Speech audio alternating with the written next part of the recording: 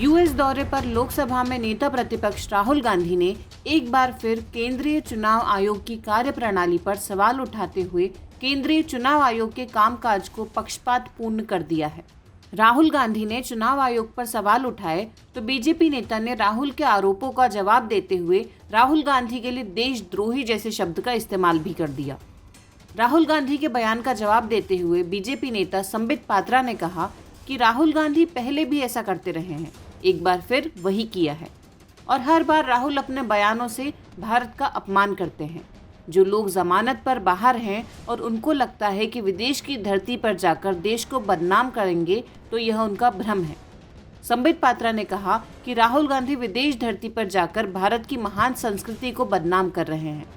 इतना ही नहीं, संबित पात्रा ने राहुल गांधी के बयान पर हमला करते हुए कहा कि राहुल गांधी विदेशी धरती पर जाकर चुनाव आयोग को कॉम्प्रोमाइज बताते हैं, चुनावी प्रक्रिया को फर्जी करार देते हैं और ये कहते हैं कि चुनाव आयोग ने समझौता किया है। संबित पात्रा ने सवाल पूछा कि जिस दौरान महाराष्ट्र में चुनाव हुआ था और जिस पर राहुल गांधी सवाल उठा रहे हैं, उसी दौरान झारखंड में भी चुनाव हुआ था। हेमंत सोरेन ने चुनाव आयोग से झारखंड में समझौता किया गया था क्या? प्रियंका वाड्रा उस दौरान उपचुनाव में जीत कर आई थी, क्या यह कॉम्प्रोमाइज था? महाराष्ट्र लोकसभा चुनाव में आपके गठबंधन को ज्यादा सीट मिली थी, तो क्या उस दौरान चुनाव आयोग मिला हुआ था? हम अयोध्या सीट से हार गए तो क्या चुनाव आयोग मिला हुआ था? राहुल गांधी पर हमला करते हुए संबित पात्रा ने इस दौरान उनके लिए देशद्रोही जैसे शब्द का इस्तेमाल भी कर दिया। संबित ने कहा कि राहुल गांधी भ्रष्ट हैं जिसने चोरी की है, डकैती की है। नेशनल हेराल्ड चोरी का नहीं बल्कि डकैती का केस है। करोड़ों रुपए की डकैती हुई जिसको माँ बेटे ने अंजाम दिया।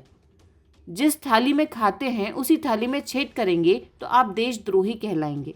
राहुल गांधी देशद्रोही हैं क्योंकि देश की संपत्ति का करोड़ों रुपए भ्रष्टाचार कर गबन किया है। संबित ने राहुल के द्वारा दिए जा रहे इन बयानों को राहुल की खींच भी बताया। बीजेपी सांसद ने कहा कि ईडी यानी जांच एजेंसी प्रवर्तन निर्देशालय के गुस्से को ईसी यानी चुनाव आयोग पर निकाल रहे हैं, लेकिन आपको इसमें छोड़ा नहीं जाएगा क्योंकि यह भ्रष्टाचार का मामला है। केंद्रीय चुनाव आयोग ने राहुल गांधी के द्वारा लगाए गए आरोपों का एक एक सवाल का जवाब दिया था, लेकिन आप कोर्ट नहीं जा रहे हैं, चुनाव आयोग के पास नहीं जा रहे हैं क्योंकि राहुल गांधी देशद्रोही हैं। इससे पहले यूएस दौरे पर पहुंचे लोकसभा में नेता प्रतिपक्ष राहुल गांधी ने कहा, आसान भाषा में कहें तो महाराष्ट्र विधानसभा चुनाव में जितने युवा थे उससे ज़्यादा वोट डाले गए। ये एक सच्चाई है। हमें शाम 5:30 बजे तक के मतदान के आंकड़े मिले थे, लेकिन 5:30 से 7:30 के बीच जब वोटिंग बंद हो जानी चाहिए थी, उस समय 65 लाख लोगों ने वोट डाला। कांग्रेस नेता राहुल गांधी ने आगे कहा, अब सोचिए, ये शारीरिक रूप से मुमकिन ही नहीं है क्योंकि एक व्यक्ति को वोट डालने में करीब 3 मिनट लगते हैं। अगर हिसाब लगाएं तो इसका मतलब है कि रात 2 बजे तक लोग लाइन में लगे रहे और पूरी रात वोटिंग चलती रही, जो कि सच नहीं है। ऐसा हुआ ही नहीं। इतना ही नहीं, राहुल गांधी ने आगे कहा, हमने चुनाव अधिकारियों से पूछा कि क्या वोटिंग की वीडियोग्राफी हो रही है। उन्होंने न सिर्फ मना कर दिया बल्कि उन्होंने कानून भी बदल दिया।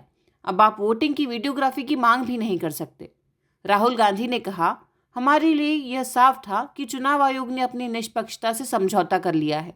सिस्टम में बहुत कुछ गड़बड़ी है, ये बिल्कुल साफ दिख रहा है। हमने ये बात खुलकर कही है और मैंने खुद कई बार यह बात दोहराई है। राहुल गांधी के इन बयानों पर एक बार फिर से विपक्ष और सत्ता पक्ष आमने सामने हैं।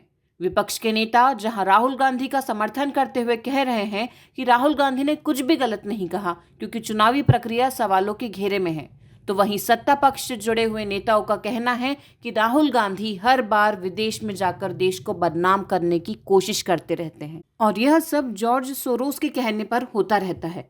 जॉर्ज सोरोस राहुल गांधी समेत कांग्रेस पार्टी और विपक्षी नेताओं को फंडिंग करता है और राहुल गांधी जैसे तमाम विपक्षी नेता भारत को अस्थिर करने के लिए इस तरह के बयान देते हैं।